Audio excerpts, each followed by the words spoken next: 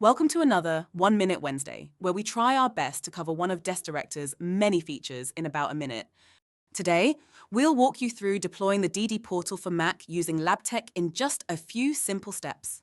Note well, the following information does not apply to DD Portal v5. Start by downloading the PKG installer.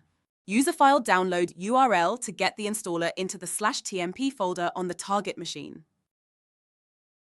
Next, execute the shell command sudo installer -pkg /tmp /deskdirector.pkg -target/ to install the DD portal. This will deploy the application to your Mac system. Use the If Software Installed function to confirm the installation was successful. Log the result to ensure everything is set up correctly. That's all for today's 1 Minute Wednesday. And that's it. Your DD portal for Mac is now deployed using LabTech. Start streamlining your workflows today. Thanks for watching.